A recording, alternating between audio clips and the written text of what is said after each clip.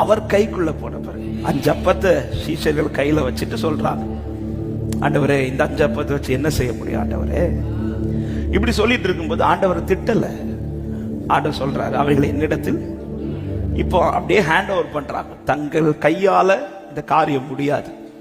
ஆண்டவர் கைக்குள்ள அந்த விஷயத்தை கொடுத்த பிறகு ஆண்டவர் வந்து என்ன சொல்லுறாருன்னா, நான் என்ன செய்ய போறேன் பாருங்க. இப்படி சொல்லல, எல்லாரையும் போய் பந்தியில நீ தந்துட்டல, என்கிட்ட நீ இந்த காரியத்தை என்ன நம்பி என் கையில தந்துட்ட, இனி திரும்ப இந்த 5 அப்பமா வராது. ஹல்லேலூயா. இதை பெருக பண்ணுவார். அவர் செய்ய வேண்டியதை செய்வார். ஆமென். அவர் கொடுத்துட்டு அவர் அதுக்கு ஹேண்டில் பண்றேன் கையில் எடுத்த பிறகு ஒரு தேவ பிள்ளை, ஆண்டவர் இது எப்படி ஆகும், இது எப்படி சாத்தியமாகும், இந்த மாதிரி கேள்வி கொண்டு போகும்போது ஆண்டவருக்கு அது வருத்தத்தை விட உண்மையிலே அங்க வந்து ஆண்டவர் கோபம் தான் உண்டாகும். ஏன்னா நாம என்ன சொல்றோம்னா, ஆண்டவரை இது என்னால முடியாதது போல உங்களாலையும் பாருங்க. என்னாகும் 11வது அதிகாரத்துல தெரிந்த சம்பவம் தான். ஜனங்கள் இறைச்சிக்காக இப்பொழுது மோசேட்ட வந்து ரொம்ப ரொம்ப பேசிட்டாங்க. மோசே இப்போ பாரம் தாங்க முடியாம ஆண்டவர்கிட்ட வந்து நிற்கிறார். ஆமே 15வது வசனத்துல சொல்லப்பட்ட 11:15 ஆண்டவரை இப்பொழுது என்னை கொன்று போடும் என்று வேண்டிக் கொண்டான். ஏன்னா அவ்வளவு ரொம்ப படுத்திட்டாங்க, பாடா படுத்திட்டாங்க. அப்ப ஆண்டவர் சொல்றார் 18வது வசனத்துல, நீ ஜனங்களை நோக்கி நாளைக்காக உங்களை பரிசுத்த பண்ணுங்கள், நீங்கள் இறைச்சி சாப்பிடுவீர்கள்.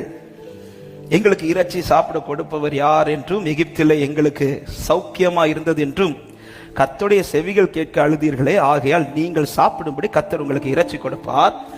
நீங்கள் 1 நாள் 2 நாள் 5 நாள் 10 நாள் 20 நாள் மாத்திரமல்ல, 1 மாதம் வரைக்கும் புசிப்பீர்கள். அப்படி சொல்லி ஆண்டவர் வந்து வாக்கு கொடுக்கிறார்.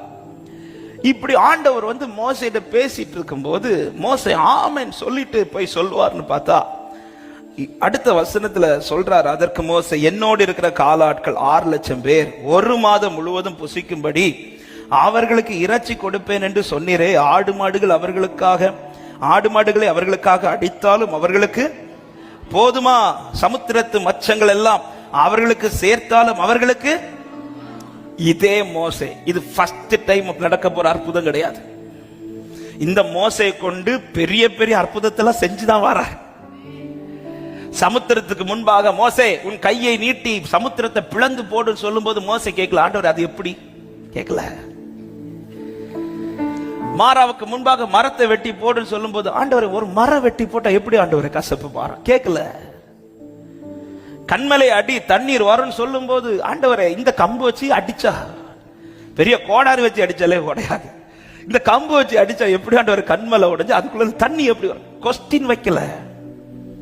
ஆமா, இதுக்கு முன்பாக கொஸ்டின் வைக்காம செய்தவர் இப்ப ஆண்டவர் சொன்ன இந்த காரியத்துக்கு வந்து கொஸ்டின் வைக்கிறார்.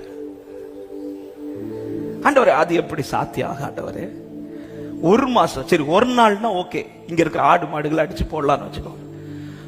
இந்த இடத்துல மோசே வந்து கொஸ்டின் வைக்கிறார். இதுக்கு முன் அதான் சொல்றல, இது ஃபர்ஸ்ட் ஒரு அற்புதம் கிடையாது. இது ஆண்டவர் ஃபர்ஸ்டா செய்ய போறது கிடையாது. இதுக்கு முன்பாக மோசையை கொண்டு பெரிய பெரிய அற்புதத்தெல்லாம் செஞ்சிட்டார். அந்த அற்புதங்களுக்கெல்லாம் அவர் செய்ய சொன்ன காரியங்கள்லாம் வச்சு பார்க்கும்போது அங்கதான் கொஸ்டின் எழுப்பி இருக்கணும். ஒரு சமுத்திரத்துக்கு முன்னாடி கோலை நீட்டா அது எப்படி பிளக்கும், அங்க கொஸ்டின் எழுப்பணும். மாறாவுக்கு முன்னாடி ஒரு மரத்தை வெட்டி போட்டு அது எப்படி கொஸ்டின் எழுப்பி இருக்கணும். அங்கெல்லாம் கொஸ்டின் எழுப்பாத மோசே இங்க வந்து கொஸ்டின் எழுப்புறார். ஆண்டவரே அது எப்படி நடக்கும், அது எப்படி நடக்கும், அது எப்படி நடக்கும்? ஏன் உண்மையில இங்க மோசே இந்த கொஸ்டின் எழுப்பினார்னா, மோசே குறித்து அங்கு ஒரு வார்த்தை கொடுக்கப்பட்டிருக்கிறது. 14வது வசனத்துல, இந்த ஜனங்கள் எல்லாரையும் நான் ஒருவனாய் தாங்க கூடாது, எனக்கு இது மிஞ்சின பாரமா இருக்குது இல்ல ஆண்டவரே. இன்னைக்கு நான் சந்திக்கிற இந்த சூழ்நிலை எனக்கு எப்படி இருக்குதுன்னா ரொம்ப பாரமா இருக்கு. ஒரு தேவ பிள்ளைங்களுக்கு வாழ்க்கையில கொஸ்டின்ஸ் எப்ப எழும்ப தெரியுமா? பாரத்தில் அல்ல, மிகுந்த பாரத்துல. ரொம்ப பாரம் எழும்பும் போது கர்த்தரே நம்ம கிட்ட பேசினாலும் நம்ம நம்ப மாட்டோம். எத்தனை பேர் உண்மையை அக்செப்ட் பண்றீங்க? ரொம்ப நம்ம அப்படி ஸ்ட்ரெஸ்ஸா இருக்கும்போது யாராவது நம்மள்ட்ட வந்து பேசினாங்கன்னா நமக்கு அப்படி தள்ளிப்போங்க அப்படின்னு சொல்லுவாங்க. இதே மாதிரிதான் ரொம்ப பாரம் மிஞ்சும் போது மோசேட்ட கத்த சொல், மோசே சொல்லு, 1 நாள் இல்லை, 10 நாள் அல்ல, 20 நாள் அல்ல, 1 மாதம் அளவும் நான் கொடுப்பேன் சொல்லும் போது மோசேக்கு அந்த பாரத்துல என்ன சொல்றாருன்னா, ஆண்டவர் எப்படி, ஆண்டவரே சும்மா விளையாடாதீங்க. இதே மோசே சமுத்திரத்துக்கு முன்பாக கோலை நீட்டுனதும் போய் நிற்கிறார். மாறாக்கு முன்னாடி மரத்தை வெட்டி போடு சொன்னது வெட்டி போடுறாரு. கண்மலைக்கு முன்னாடி அடின்னு சொன்னதான் அடிக்கிறார். அங்க கொஸ்டின், ஏன்னா அங்க மோசே பாரம் இல்ல, இங்க மிகுந்த பாரம். ஒரு பாதையில ரொம்ப நமக்கு பாரம் அதிகமாகும் போது கர்த்தர் பேசுறது கூட நம்ம நம்ப மாட்டோம். சும்மா போங்க ஆண்டவரே, இனி எங்க நடக்க போகுது, இனி எங்க இது என் லைஃப்ல நிறைவேற போகுது. ஆமென். இப்படி வரும்போது அடுத்த ஆண்டவர் சொல்ற வார்த்தை, அவர் சொல்றது வைராக்கியமா சொல்றாரு பாருங்க. 23வது வசனம். அதற்கு கர்த்தர் மோசேயை நோக்கி, கர்த்தருடைய கை குறுகி இருக்கிறதோ. ஆமென். சொல்லிட்டு சொல்றாரு, என் வார்த்தையின்படி ஹே மோசே, நான் இதுவரை சொன்னதெல்லாம் நடந்துச்சா? ஆமென். இன்னைக்கு உனக்கு மிகுந்த பாரம் இருக்குதுல, இப்போ சொல்றேன், நான் சொன்ன வார்த்தையின்படி நடக்குதா நடக்கலையான்னு பாரு. ஹல்லேலூயா. ஆண்டவரே, அவங்களுக்கெல்லாம் சொன்னது நடந்துச்சு, ஏன்னா அவங்க இந்த பாரம் சந்திக்கல. நான் இன்னைக்கு மிகுந்த பாரத்துல இருக்கிறேன். அவங்க சந்திச்ச சிச்சுவேஷன்ல நான் சந்திக்கிறது. ஆமென். அவர்கள் சந்திக்கிற சிச்சுவேஷன்ங்கிறது கொஞ்சம் பாரம், நான் சந்திக்கிற சிச்சுவேஷன் மிகுந்த பாரம்.